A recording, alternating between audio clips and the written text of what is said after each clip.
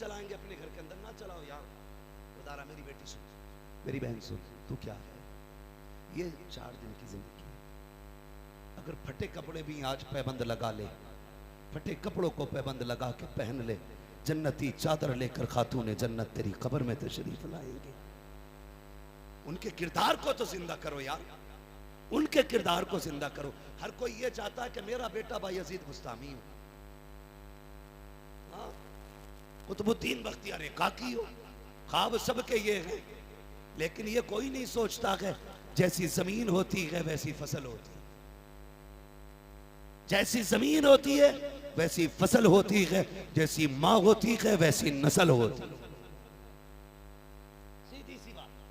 ये जो इतने बैठे हैं यकीनन ये इनकी माओ की परवरिश का नतीजा है कि इतनी ठंड में बैठे हैं। गोया माँ ने बचपन से सिखाया था, हम तो दुनिया में आए ही मदीने वाले मुस्तफा के लिए। ये बैठक के बताती है। तो फरमाया गया दोस्त को समझना है तो दोस्त से समझो, और जिसका कोई दोस्त ना हो उसके साथ 2 दिन दोस्त बन के रह के देख लो, तुम्हें हर इंसान पूरा समझ में आ जाएगा। मैं तो मुबारकबाद देता हूँ आपके माँ बाप को जिन्होंने कम से कम ये तरबियत दी, बेटा दुनिया सो भी रही हो ना तो बिस्तर का ख्याल ना करना, जहां मदीने वाले की बातें हो रही हो वहीं जाके बैठ जाना।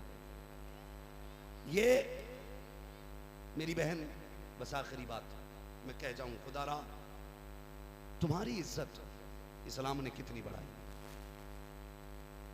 जो सोनू मोनू चोनू के चक्कर में चली गई वो आप सभी को मालूम है, या तो बैग में भरी मिली है, या पटरी पे मिली है ट्रेन की, या फिर जंगल में सड़ी गली मिली है, या नालों से कुत्ते पोटियां लेके उनकी गए हैं।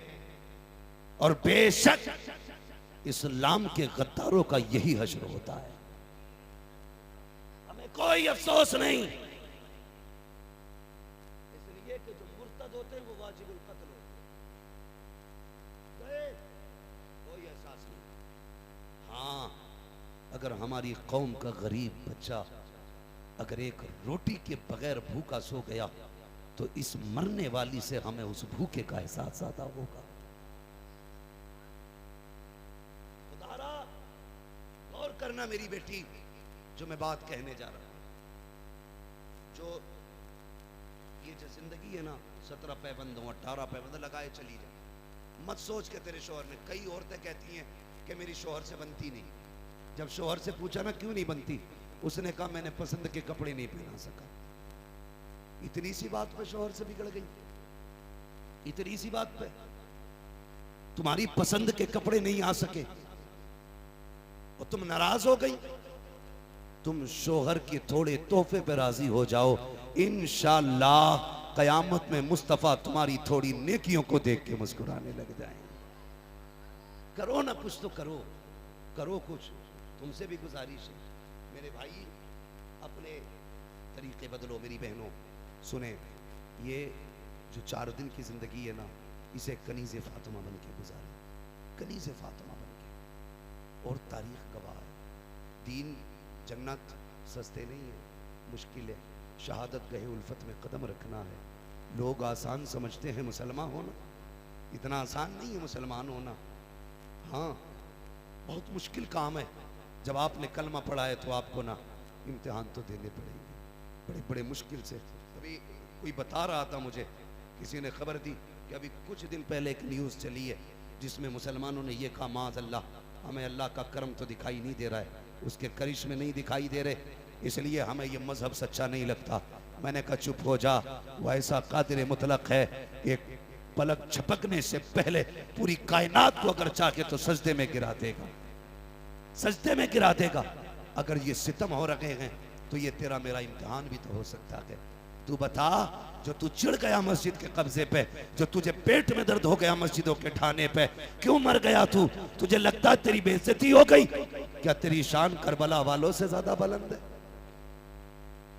क्या वो इम्तिहान से नहीं गुजरे? क्या सुनहरा को इम्तिहान की सरहद पार नहीं करनी पड़ी? गिरबान तो क्या, उन्हें तो आंख की कुर्बानी देनी पड़ी, आंखों की कुर्बानियां देनी पड़ी। क्या वो पीछे हटे? बोलो, क्या वो पीछे हटे?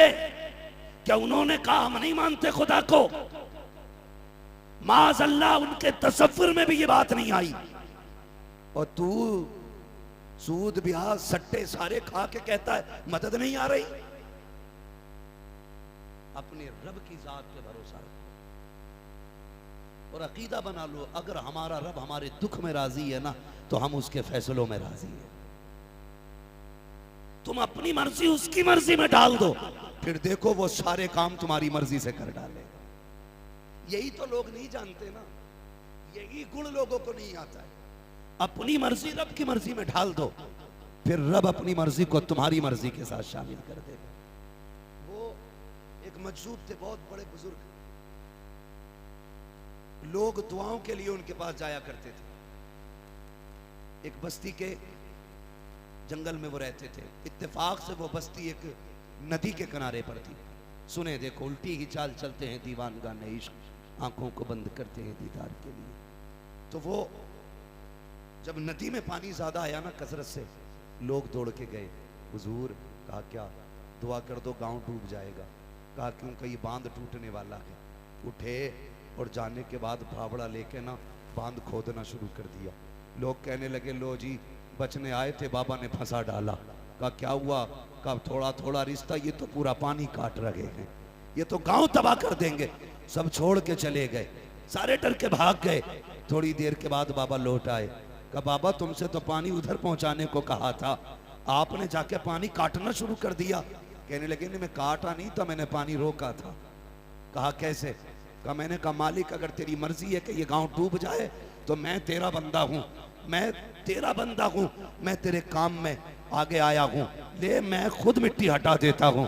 जब मैंने अपनी मर्जी उसकी मर्जी में डाली ना, उसने बता तू क्या चाहता है? कहा उसने जब इतना कहा ना तू क्या चाहता है?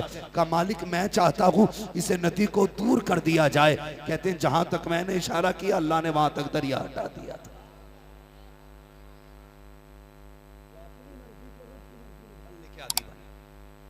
इतनी तेजी से अकीदे हमारे बदलते जा रहे हैं, भरोसा नहीं रहा। नौजवानों, अल्लाह ने हमारे लिए बड़ी खूबसूरत जन्नत बनाई है।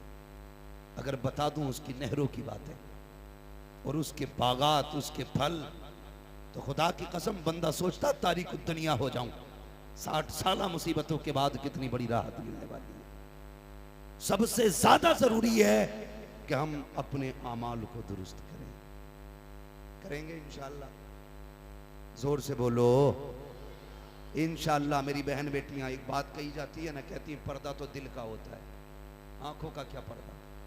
और तुम जो ये आम ऐलान करते हो ना, कजी ने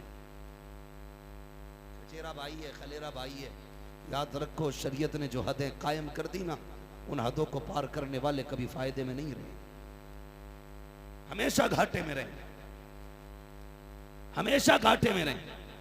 तो जो शरीयत की हदें नहीं, इन्हें लागू किया जाए। शरीयत ने जिनसे पर्दे का हुक्म दिया उनसे पर्दा कराओ। जरूरी नहीं है कि सिर्फ जाहिल की बीवी भागे, हदें तोड़ेगा तो भागेगी मौलवी की भी। पता नहीं चरण सिंह के साथ भेजता था, उसके साथ इम्तिहान देने भेजता था। अगले दिन आके कहता बीवी मेरी चली गई है। मैंने कहा तू क्यों जिंदा बेगैरत, तुझे भी मर जाना चाहिए। टोपी लगा के कह रहा है मेरी बेटी चली गई, रुदास सुनाता है। कहा भाई समझता था मैं उसे, मेरे घर में आता था, मेरी बीवी को पेपर दिलाने लेके जाता था। गैरत आनी चाहिए तुझे, तूने उस पर एतमाद कर लिया। खुदा की कसम इस्लाम तो ये कहता है अगर सगे भाई बहन जवानी के करीब पहुंच जाए तो एक बिस्तर पे कंधे से कंधा मिला के नहीं बैठ सकते हैं। अगर इस्लाम सगों को एक जगह बैठने की इजाजत नहीं देता तो तुम्हारे गैरों को एक जगह कैसे बैठा सकता है? दिल के फपोले जल उठे सीने के दाग से, इस घर को आग लग गई घर के चराग से।